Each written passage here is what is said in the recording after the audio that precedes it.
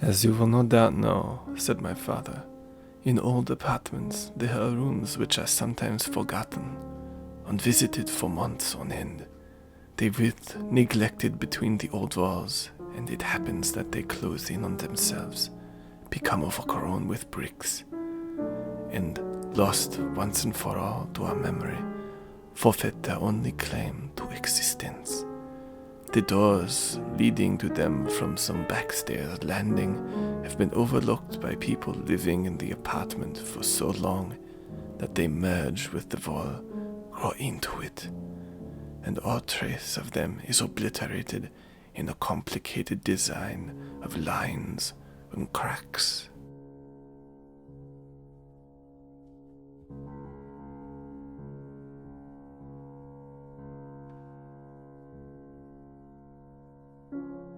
I'm sure this is a familiar feeling. You stand in an empty yet seemingly alive space. It's well lit or kept in a state of cleanliness and order, but nobody is there. It's just you. You experience disquiet. An excitement might seize you, the thrill of discovery, of the unknown, but always there, perched in the back of your mind, and maybe the periphery of your sight, is the notion that you aren't alone. We've all experienced this. Maybe it was in a school, or an office building, a museum, or any other interior designed for large amounts of people to move through. How ironic that its vacancy should inspire totally different feelings. Those feelings are likely akin to the old question, if a tree falls in the forest, and no one's around to hear it, does it make a sound? These empty rooms, halls, and atriums, when no one is around, what happens in them? Our memories instill in them some kind of life. Yet it is as if we think, if a place has not been occupied for a long enough time, that things will change, something else will take control. I don't mean to bring the supernatural into this. What I mean is that the rooms become something else to us. Time no longer matters. The objects in the room become its long-waiting inhabitants. When someone enters a maze-like mansion or shopping mall and wanders around, objects such as tables, paintings, and chairs placed at odd intervals can be comforting in a way. Oases of rest and purpose in the vast structures whose purpose is not evident.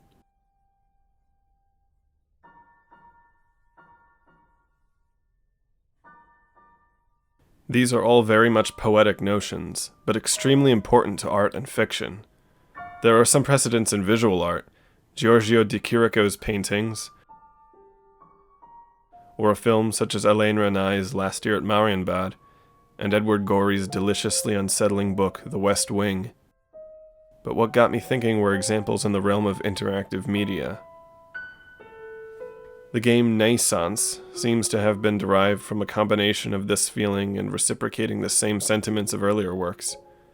Not only that, it is a wish-fulfilling experience for those who saw something so vast and marvelous as the great machine of the Krell in Forbidden Planet, with its endless variety, and wanted to explore it.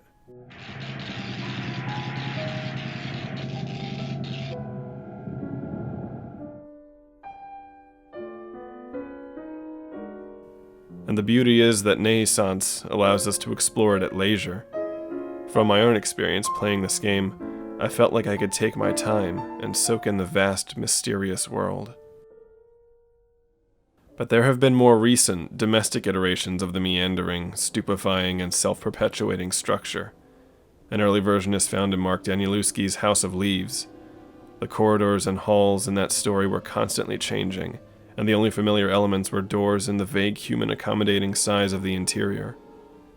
But it's certainly the idea that harkens back to Jorge Luis Borges' story, The Library of Babel, about an infinite library maze in which people wander. The library contains books with all possible combinations of the alphabet, and therefore all possible books.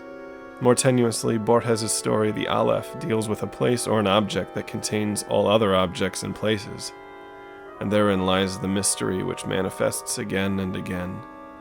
The idea of all possible forms being contained in one form is a beautiful one, and prone to mystery.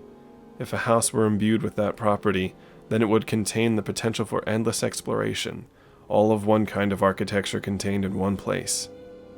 With such a strange and interesting idea, the potential for art inspired by it is immense, and it's fascinating that the most creative works of the last 20 years that involve these empty maze scenarios are online in the forms of unfiction or ARGs.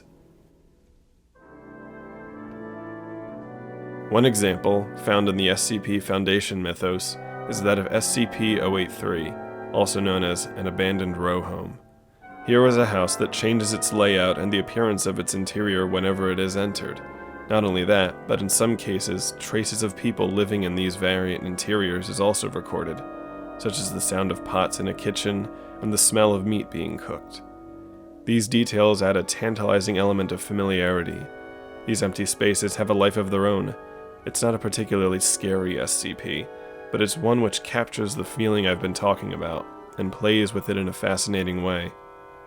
It's akin to how we might dream of our homes, but the interiors will be slightly or drastically off. The most recent example is that of the Backrooms. This is a creepypasta that has really taken off and seemed to capture the imaginations of many people. The fictionalizing comment on the original photo expresses the core of what could be considered the empty maze. What's interesting is the inclusion of video game terminology in the comment. There are plenty of video games with an abundance of empty rooms like the Backrooms. The Stanley Parable comes to mind. Because of our familiarity with being in first-person scenarios in maze-like interiors that may unsettle with their calm appearances, when we encounter the same kind of place in reality, we are either drawn in or unnerved, perhaps both. We want to explore mazes, because that's human nature. The unknown is exciting.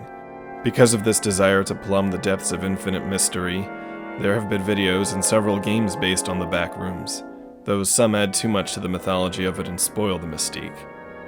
Yet this passion for strange, logic-defying mazes of familiar decor is laid open, and it seems that a name was finally given to the obsession. An expansion of the concept of the Backrooms includes more levels, as in a video game, each with different appearances and nature. This was the culmination of a life absorbing the influences of video games and empty spaces, which germinated and grew into the Backrooms. And it's wonderful, it's art. It expresses a shared experience and feeling but came about naturally, almost like a folk tale grown from truth. I'd compare it to how Vaporwave emerged. That art movement and its various subgenres all came from the collective unconscious, molded by the same media landscape of our youth. With these mazes of forgotten rooms, there is a tendency to make the past frightening or emphasize some cosmic horror aspect for a quick scare. However, the real, undeniable power comes from the simple beauty of wandering through such a place and just simply wondering any question at all about it. The how and the why.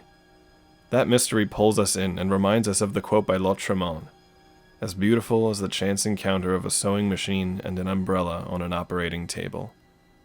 There are some things in art that are beautiful in and of themselves, without copious explanation.